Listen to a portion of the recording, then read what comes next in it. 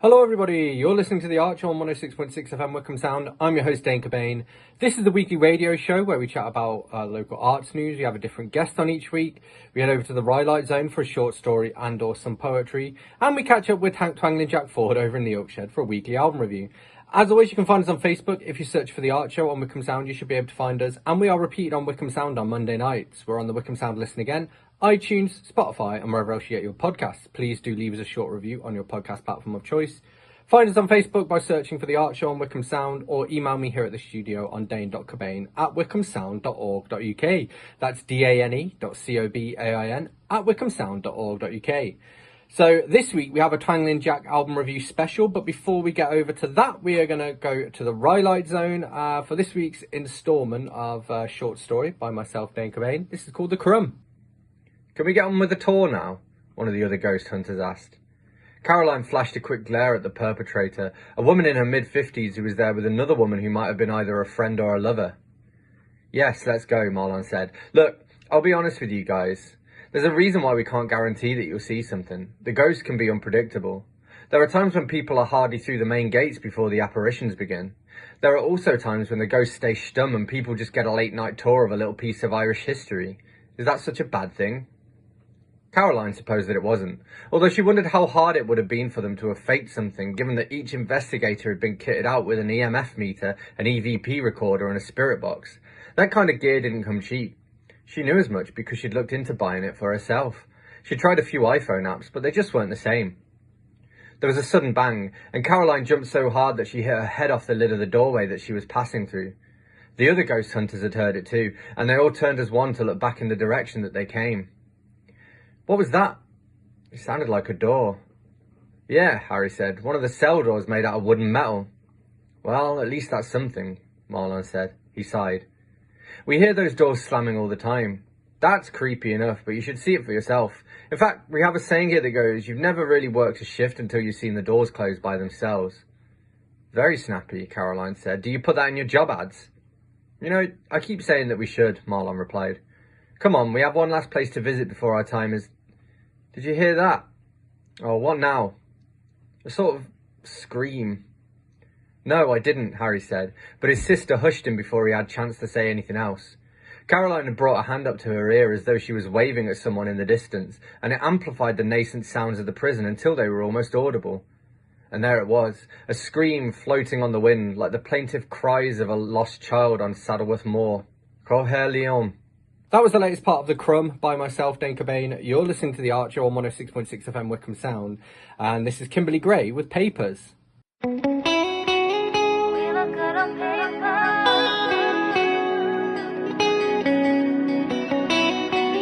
Every like a song.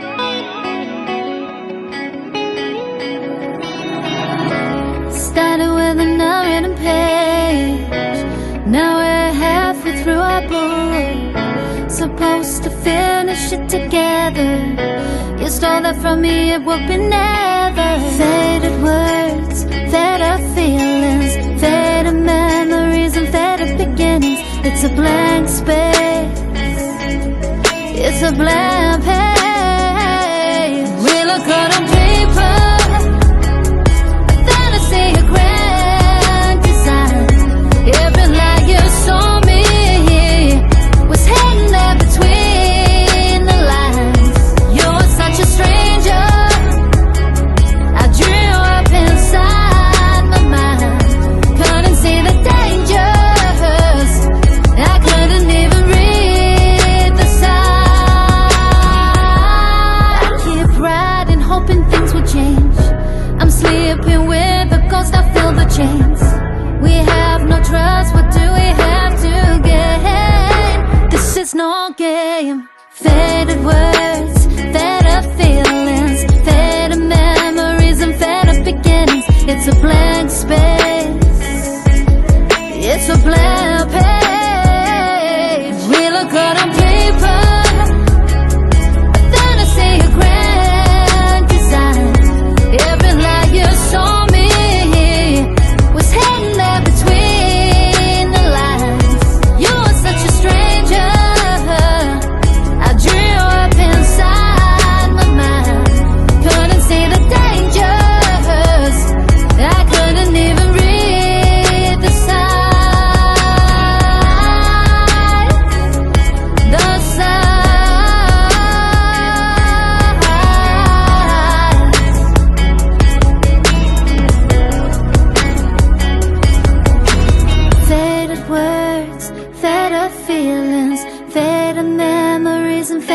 beginnings. It's a blank space, it's a blank page.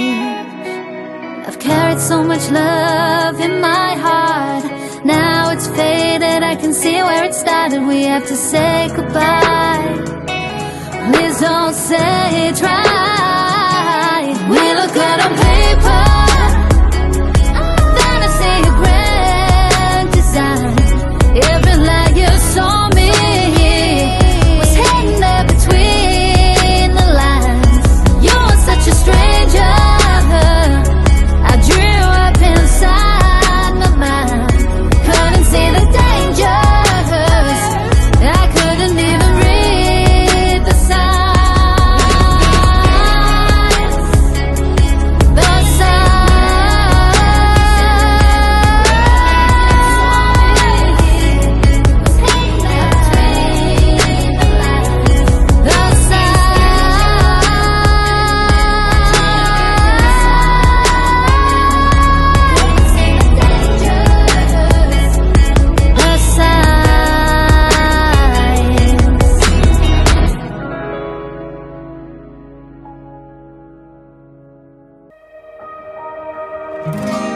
Take a breath.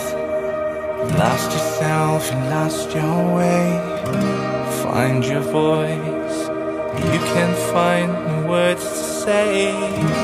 Talk about it. Stand up tall. Shout it out. Shout it out again. Slip away into this endless night and sleep. Take my heart and take my soul, they're yours to keep. Rewind to a time when we had those forgotten nights again.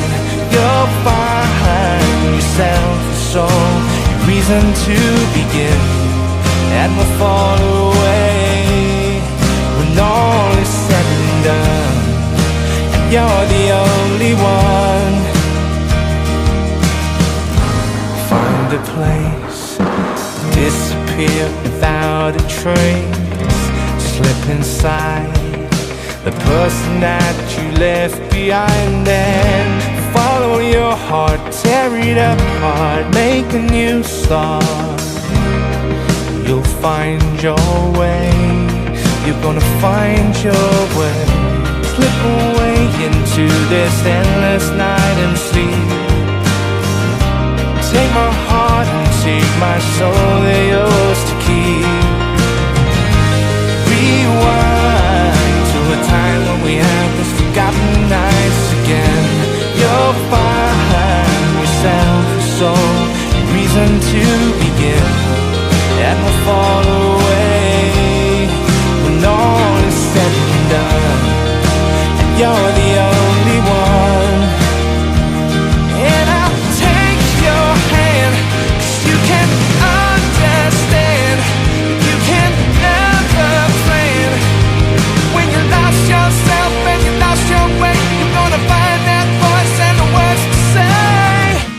Rewind to a time when we had those forgotten nights again.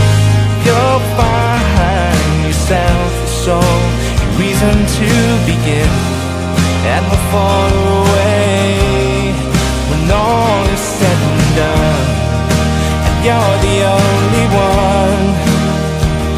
And we'll rewind to a time when we had those forgotten nights again. You'll find yourself, your soul, reason to begin, and we'll fall away when all is said and done,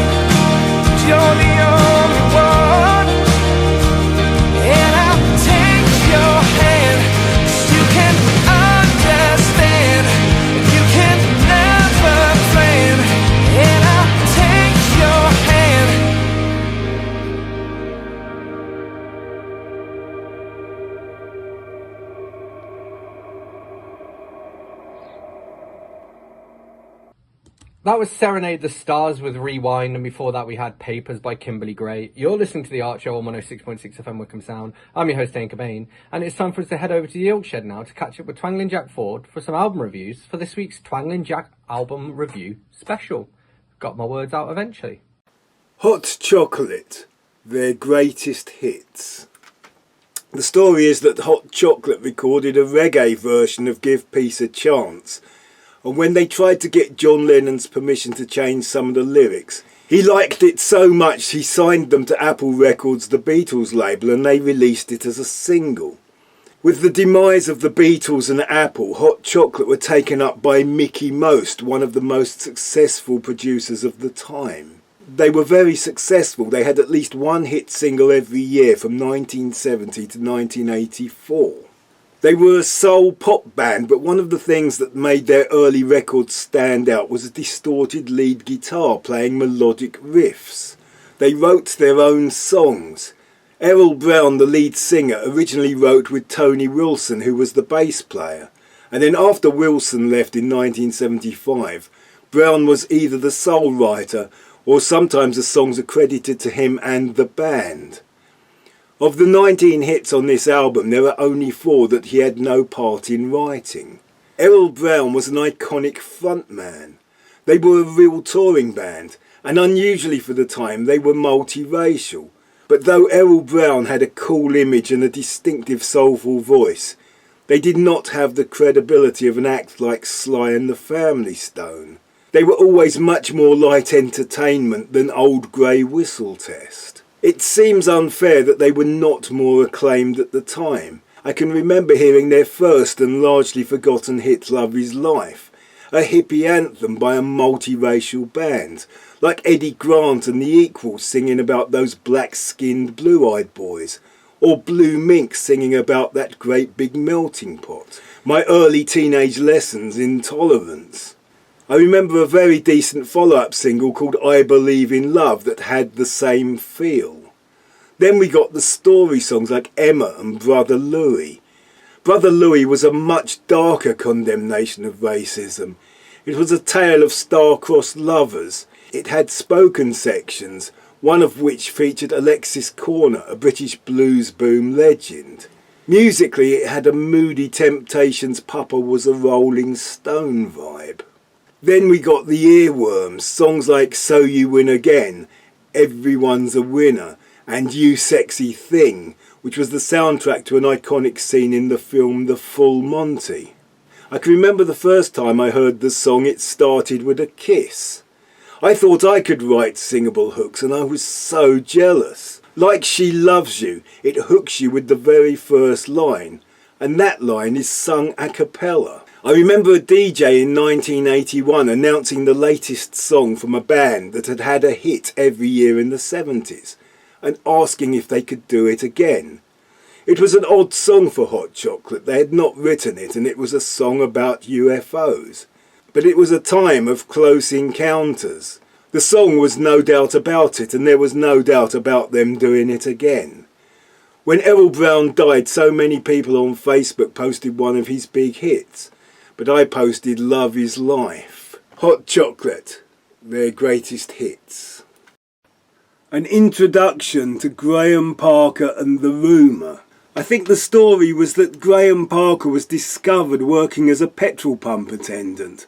But that is often how these kinds of stories start. It must have been a management company thing because not only was he given a backing band made up of pub rock royalty, he was also the go-to support act for Thin Lizzy, who at the time were on a bit of a roll.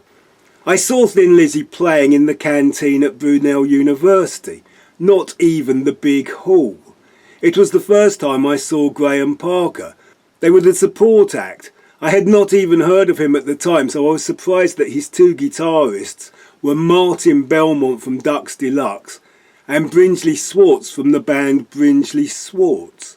I liked their energy and the songs were a bit more memorable than most of what the other pub rock bands were playing. Graham Parker, though, seemed unremarkable as a frontman, a bit of an everyman. He was no Ian Dury or Lee Brillo of Dr. Feelgood. If I had to find something to compare the music to, it would be Van Morrison's songs like Domino or Jackie Wilson Says. Old style R&B, shuffle and swing. Nowadays you would listen to him and think he sounds a bit like Elvis Costello, but this was a few years before Elvis Costello became a household name. I also saw them playing in my local pub rock pub in South Harrow, and they were much more suited to the sweaty pub backroom environment with Watney's Red, a fog of Rothman smoke, and dancing. They put out some records which were quite catchy, songs like Heat Treatment and the saucy Hotel Chambermaid, all with chiming guitars, a chirpy organ, an infectious swing, and Parker's sneering growl. They had some chart success with a soul song that had been a fairly recent hit, Hold Back the Night. After Thin Lizzy hit it big with the Jailbreak album, I saw Graham Parker supporting them at Hammersmith Odeon. And later, when I saw Lizzy headlining the Reading Festival, Graham Parker and the Rumour were just below them on the bill. That must have been one of the luckiest management deals ever. He had some success in America, where people there probably thought he sounded a bit like Bruce Springsteen during his River period. But I know from interviews that Springsteen was influenced by Elvis Costello, and Elvis Costello must have been influenced by Graham Parker. I have always thought it was unfair that when it got to the point where everything became about the old and the new, Graham Parker missed out, probably only by a matter of months. He did write some good songs, but he was no Elvis Costello or Ian Dury. You Can't Be Too Strong, an introduction to Graham Parker and the Rumour. Lift Your Skinny Fists Like Antenna to Heaven, by Godspeed Ye Black Emperor. This may be the last thing I ever taped from the radio. Stuart McConey played it on his Six Music Freak Zone show. The CD has 4 tracks on 2 CDs, and I managed to record half of it. It has always been expensive, and I finally gave in and paid in the region of 20 quid for it. Possibly the most I have ever paid for 2 CDs. Apparently it is post-rock, but genre is rarely a concern of mine.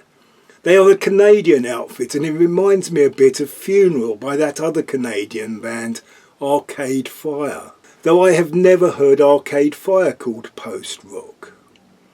Each track is about layering guitars and violins over simple repeating chord progressions that build to great climaxes. The effect is that of sheets of sound that wash over you like giant waves, not like static synth pads, but a mixture of musical lines played with different textures, each moving independently and all played over big drum beats. In places it sounds like a marching bagpipe band. They use drone effects like Robert Fripp used on Bowie's Heroes. They can at times even sound like King Crimson's Red period. The tracks build like those big Pink Floyd songs that exist only to build to a climax, like Saucerful of Secrets or One of These Days. There seems to be so much going on that I suspect I'm often hearing things that are not actually there. It is in places quite exhilarating. There are soaring high lines that could be theremin, or slide guitar, or even a soprano. Sometimes it sounds like radio interference, buzzing like a fridge as Radiohead famously sang. There are also interludes that are nothing like what I have just described. There are sampled spoken voices, such as an old guy enthusing about Coney Island in the old days. There is some distorted lecturing and shopping mall announcements over a jarring strident piano. And there is some inspirational preaching over a string quartet. The non-music makes the music more musical. It can't just be cake, there has to be sandwiches. The final track starts with a rough, badly recorded folk song. Then it goes through some up-tempo and normal rock sections, all joined together by ominous clouds of slightly metallic noise, like bowed saws. And there are sampled voices in French. I think it is worth 20 quid, but then I probably would. Godspeed you Black Emperor. Gilbert and Sullivan, The Mikado, Iolanthe and The Pirates of Penzance. I found a Gilbert and Sullivan double LP for £1 in the charity shop in Cosy Corner, Hazelmere. I also found one for £3 at the British Heart Foundation in Aylesbury. The double LP I found in Hazelmere has The Mikado and Iolanthe. I am fairly familiar with The Mikado.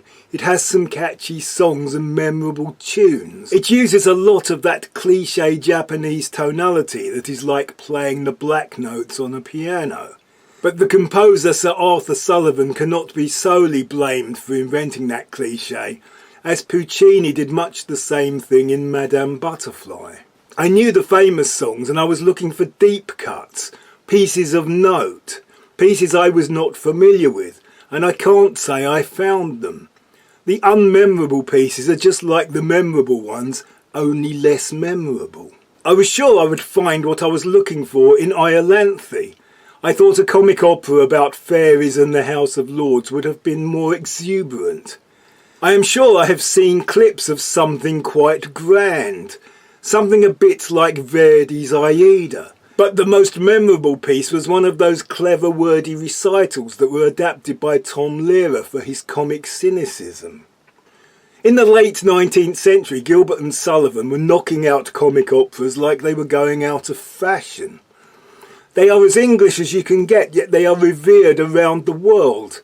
And to this day they have devotees who pride themselves in being able to sing those intricate W.S. Gilbert lyrics, where each well-constructed line contains an internal rhyme, and when it gets to the end, it repeats again and again and again, and again and again and again. So I found The Mikado and Iolanthe underwhelming, but The Pirates of Penzance is everything I wanted it to be. I have always been fairly familiar with The Pirates of Penzance. When my father first brought home a dance-set-like record player, we only had an old pile of 78s. I remember we had Frankie Lane and Johnny Ray. Poor old Johnny Ray. And we also had an album of Pirates of Penzance discs. However, many of the discs were broken. I remember my father playing the discs he could and intriguing me with his description of the battles between pirates and policemen. It is music that has travelled with me through life, though I have only now listened to the whole album. The Pirates of Penzance is totally daft, but it has possibly the most memorable of Sullivan's tunes and the cleverest of Gilbert's lyrics. The rhyming is epic. The Major General song is possibly the best known, with its ludicrous, strained comic couplets that even make fun of the art of rhyming, and particularly the rhyming of its author. There are other great tunes like Poor Wandering One, and clever pieces like A Policeman's Lot Is Not a Happy One, but the big standout melodies can be found in the chorus parts. The policeman singing Tarantula, and the pirates clumsily singing with cat-like tread, and the big melody that goes da da da da da da da da da da da da da da. In the 1980s, a reworked version of Pirates of Penzance became quite successful on Broadway and in the West End. The score was rewritten in more of a musical theatre style. It starred musical theatre regulars such as Paul Nicholas and Tim Curry. A less popular film was made based on that production, and it starred Kevin Kline, Angela Lansbury and Linda Ronstadt. That film is available on YouTube. It is a cheerful, colourful romp with great tunes. It may be a bit too long, but it is free. The Pirates of Penzance, Gilbert and Sullivan, and The Mikado and Iolanthe. You're listening to the Art Show on 106.6 FM Wickham Sound, and this is Silverbacks with Chaotic Harmony.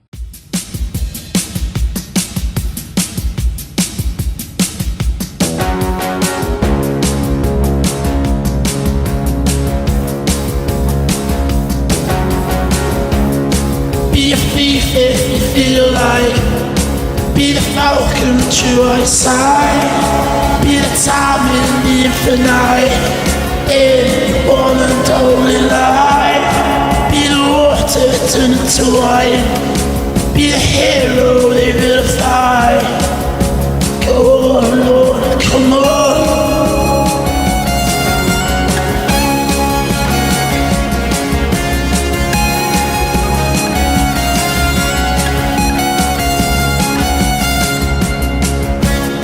Be the writer of your own life, be the author, don't be shy.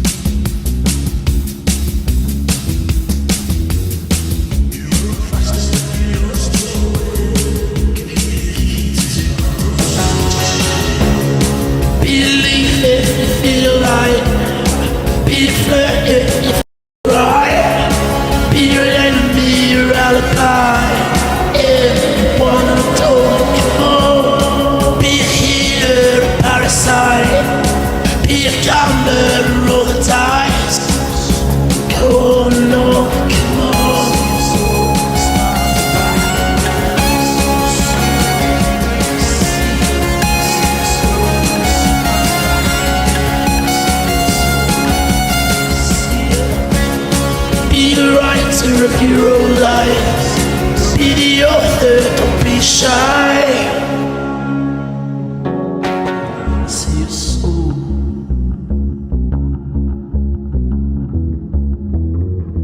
I see your soul and a smile at the back of me. I see your soul, I see your soul and a smile at the back of me. I see your soul, I see your soul and a smile at the back of me. I see your soul, I see your soul smiling back at me. I see your soul, I see your soul smiling back at me. I see your soul, I see your soul smiling back at me. I see your soul, I see your soul smiling back at me. I see your soul, I see your soul smiling back at me. I see your soul, I see your soul smiling back at me. I see your soul.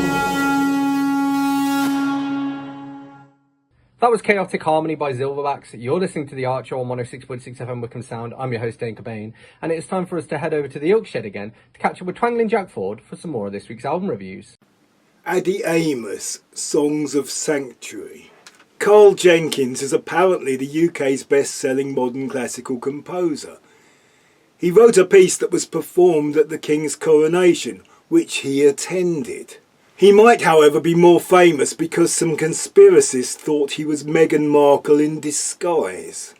I first became aware of Carl Jenkins when he played with Soft Machine in the early 70s.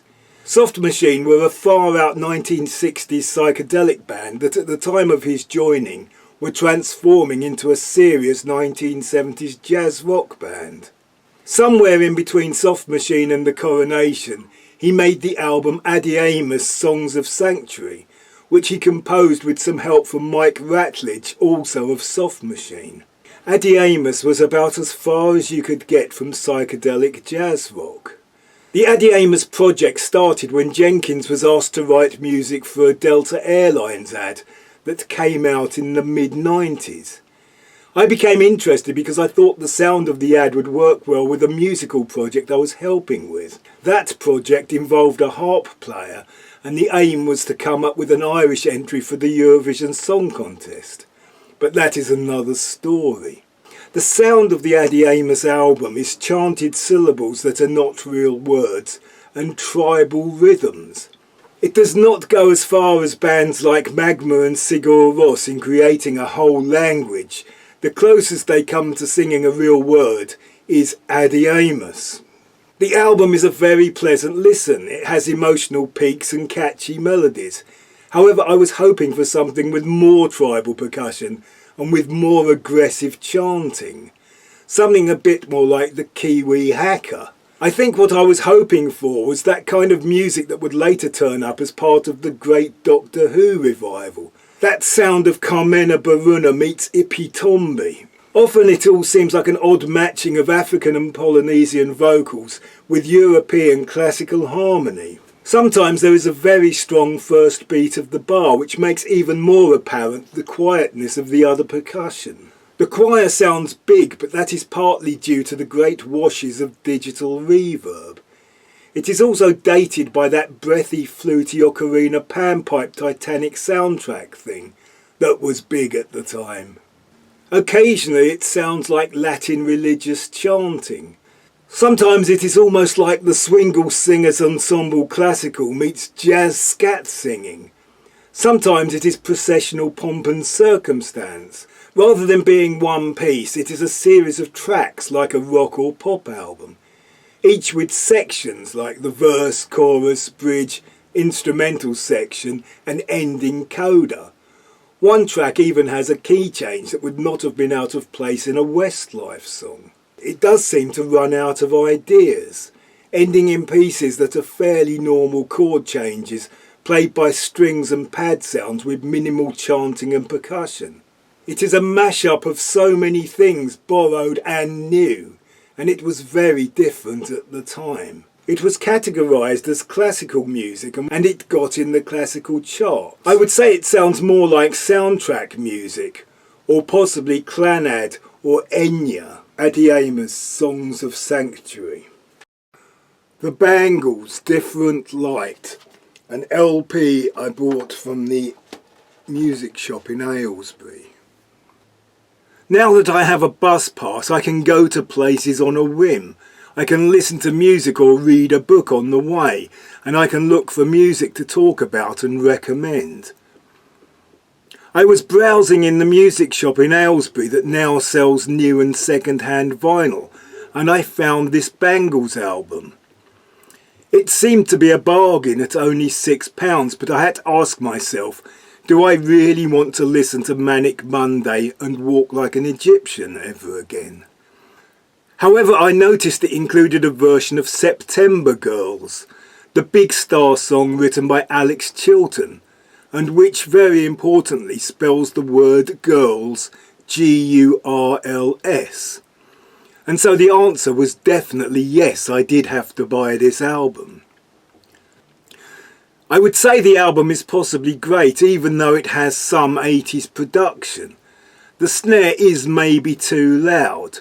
I can remember in the 80s wondering why Ringo's snare was never that loud, and then I realised that for something to stand out, something else has to be quieter.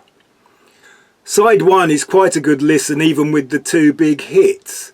Side 2 starts with a song I had forgotten, All That She Wants, which is an excellent guitar-driven pop song. September Girls was even better than I expected. There was always a tendency to think of the Bangles as Bananarama with guitars, but September Girls might just be the perfect power pop track. It has guitars that jangle like the Byrds with a touch of punk energy and perfect vocal harmonies. Why did I not know this masterpiece back in the day? It even betters their version of Hazy Shade of Winter. I sometimes think the Bangles are underestimated because they were so good looking, especially Susanna Hoffs, who was always the one at the front, even though she was not always the lead singer.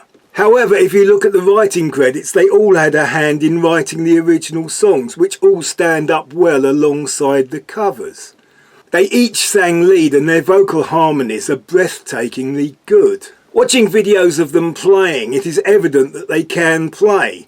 Instrumentally, the songs are not that demanding, but what stands out is the way that they can play and at the same time sing so perfectly. Before this album, they were making less polished but equally competent West Coast jangly pop. They were part of a scene called the Paisley Underground, along with other 60s influence bands like the Long Riders. Before Manic Monday, they had some success with their version of the song Going Down to Liverpool, written by Kimberly Rue of the Soft Boys and Katrina and the Waves. It does seem a bit odd hearing them sing about holding a UB40 in Thatcher's Britain as they travel to a northern town, where even the rainbows are in black and white. Especially when the Bangles sound is that of sunshine, bright colours, happiness, smiling faces and rattling wrist jewellery. After buying this album, I bought a compilation CD to get going down to Liverpool and their other early single, and also to get their later monster worldwide hit, Eternal Flame. Eternal Flame was co-written by Susanna Hoffs, and the YouTube algorithm recently decided I would be interested in what Susanna Hoffs is up to now, and I am pleased to report that she still sings and plays a black Rickenbacker, either with or without the other Bangles. Different Light, the Bangles. Cheap Trick, Authorised Greatest Hits, a CD I got from Oxfam. I used to meet a guy at the open mic nights at the Rose and Crown in Wickham, and he would talk to me about Cheap Trick like he thought I should be a fan. And I would bluff in reply, but the fact was I had not given them a single thought since they first hit it big. I found this CD in a charity shop and I gave it a good listen, and I learnt a bit more about them, but I never saw that guy again.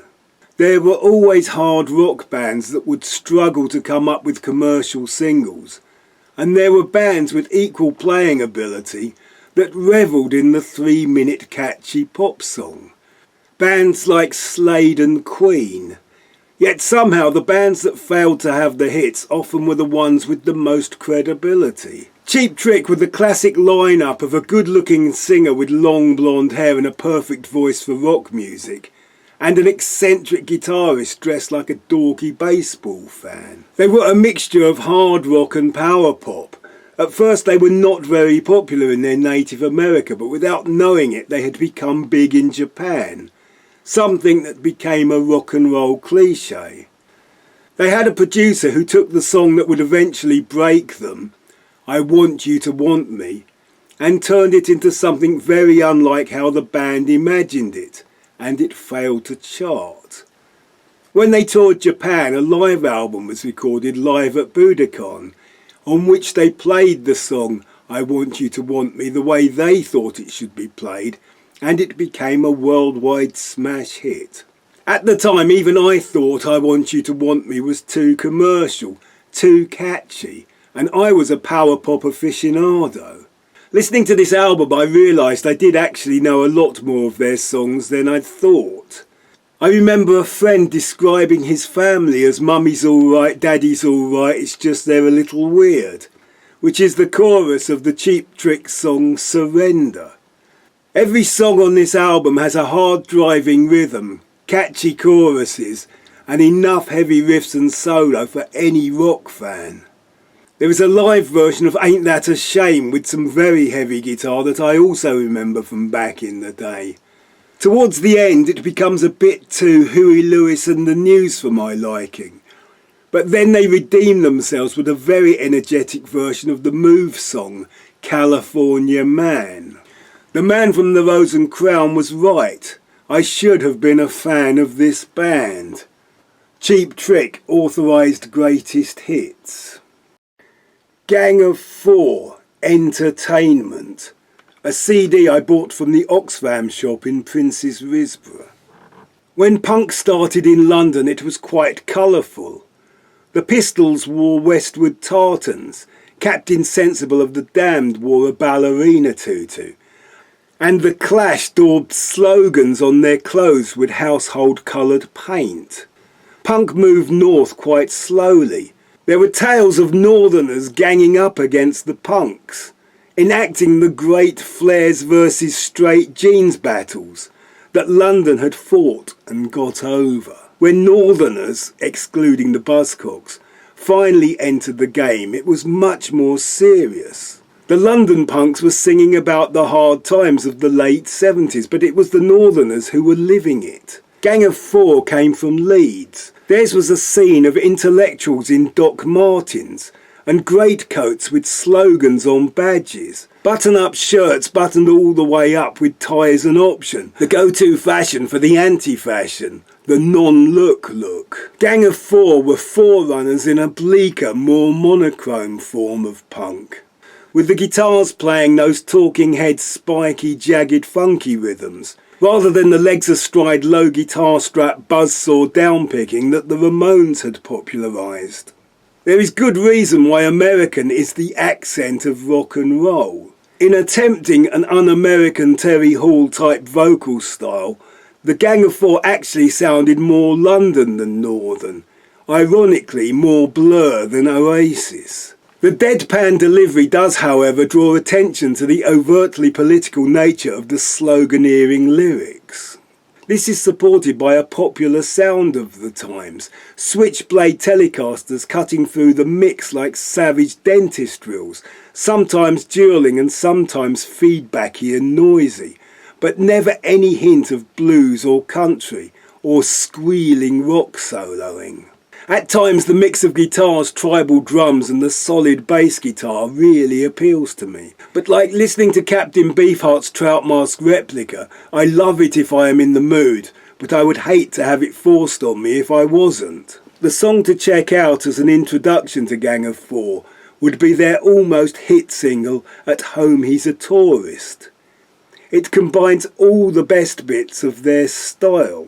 It very nearly got on Top of the Pops, but the band refused to change a lyric about condoms. They shot themselves in the foot by maintaining their artistic integrity at the expense of limiting their political outreach. If I had to compare them, I would say they were like the Specials without the ska, the Velvet Underground without the sex and drugs, and the Clash without the rock and roll posturing. Gang of Four Entertainment.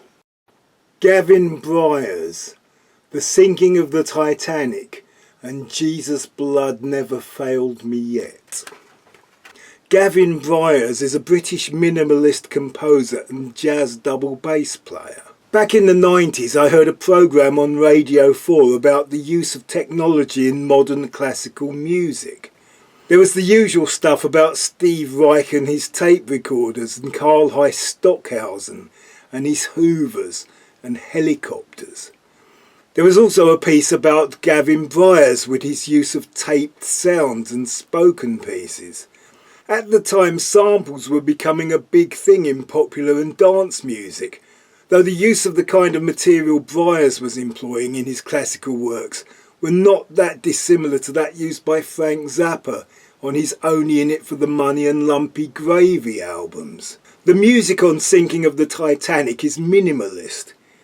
It is like a classical scoring of the kind of guitar droning used by post-rock bands like Godspeed Ye Black Emperor and Mogwai. It has that post-rock thing of repeating a chord sequence, with intensity being the only variation. The Sinking of the Titanic is performed by a small ensemble of strings, brass, woodwind and guitar. There are samples of spoken pieces relating to the subject matter, and extracts of some of the music that was said to have been played as it sank. Not just the hymn Nearer My God to Thee, but other hymns and ragtime tunes. There is also Morse code and woodblocks that sound like bubbles. The sound of the musical ensemble is treated to make it sound as though it is going through the process of being submerged. It was first recorded by Brian Eno and was released on his Specialist Modern Classical label.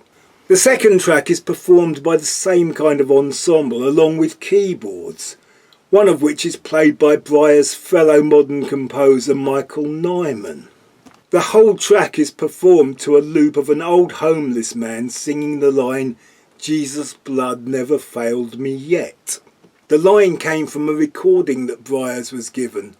It was originally recorded for a documentary. It is a rough and probably inaccurate recollection of a gospel hymn. Bryars realised that though imperfect in its timing, the singing was in tune, and so he created a 13-bar accompaniment. It repeats for 25 minutes.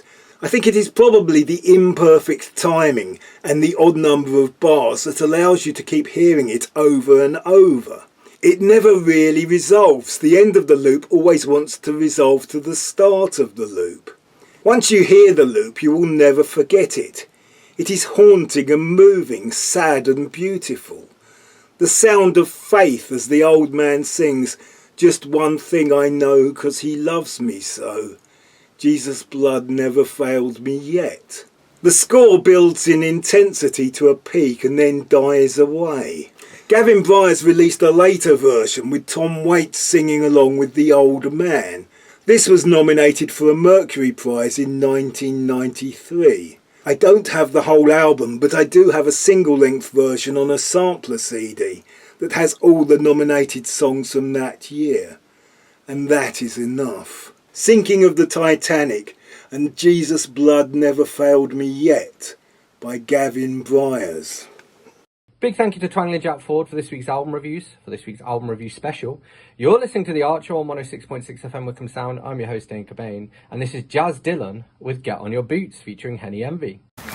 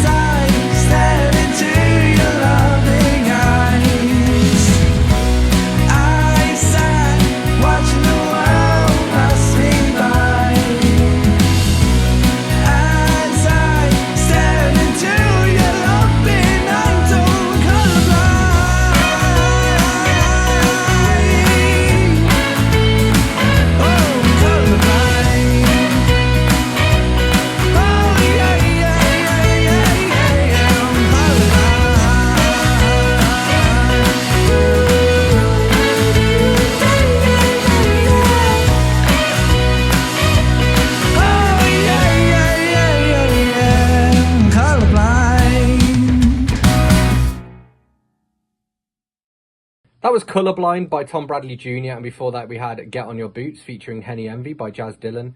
You're listening to The Archer on 106.6 FM Wickham Sound. And this is normally the point at which we would head over to the Ilk Shed to catch up with Twangling Jack Ford for a weekly album review. But as it has been a Twangling Jack album review special, instead, we'll just skip on to the usual sort of end game stuff. So, as always, you can find us on Facebook. If you search for The Archer on Wickham Sound, you should be able to find us. And we are repeated on Wickham Sound on Monday nights. We're on the Wickham Sound Listen Again, iTunes, Spotify, and wherever else you get your podcasts. Please do leave us a short review on your podcast platform of choice. And if you'd like to get in touch with me, you can drop me a line on dane.cobain@wickhamsound.org.uk. That's dane.cobain@wickhamsound.org.uk. So I'm going to leave you with one last tune, and this is Caitlin McAvoy with Beautiful. I'll catch you next time.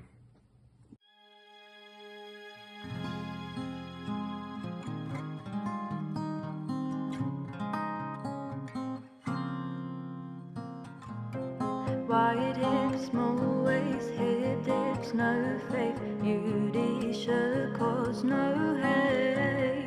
Too short, too tall, too fat, too thin. Don't let them make you fall apart. The media's lies. You need bigger thighs, must fit a smaller size. Let's disconnect. One day they'll accept no love and no respect. Don't change, you're perfect. Just know you're worth it. Shouldn't have to feel the shame. At night she's crying from all her fighting to look like all the other girls. Beauty is pain, it's all they'll ever say. Don't waste away. Don't let your mind define, you will shine. You're beautiful. More than my curves, look at my work. Perfection causes nerves. Don't make a disguise to please all the guys. You don't need to hide. Don't change, you're perfect. Just know you're worth it. Shouldn't have to feel the shame. At night she's crying from all her fighting to look like all the